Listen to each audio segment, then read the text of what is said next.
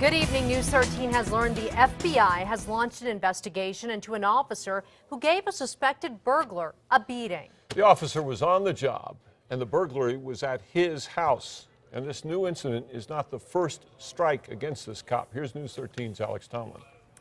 Dick, Jessica, even when another cop intervened to stop the beating, John Lytle didn't stop. He pulled the suspect back out of a cop car and continued to wail on the 18-year-old. Officer John Lytle was on duty for Belen PD when he heard the call out in March. His home was being burglarized. He responded, and when he saw a car matching the suspects in the area, he pulled it over. That's when witnesses say he lost it, punching and kneeing the teen in the face and threatening to kill him.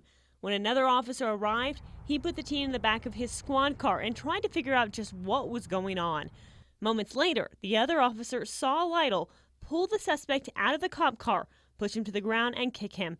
The Belen police chief immediately took action. He couldn't tell us much, citing personnel issues, but did say an investigation into Lytle's actions was handled quickly and that Lytle was fired. Turns out this isn't the first time Lytle's been in trouble. John Lytle is no longer an employee of the Department of Public Safety. He was fired in 2007 from state police after being charged with DWI. Cops say they found a drunk Lytle behind the wheel, but he claimed he was just drinking because he was an undercover cop working a drug investigation and was doing what he needed to play the part. A jury decided there wasn't any evidence that he was driving that night and acquitted him. Before coming to state police, he worked as a Doña County Sheriff's deputy, where he was the target of a federal lawsuit after he was accused of beating a deaf and mute man and then covering it up.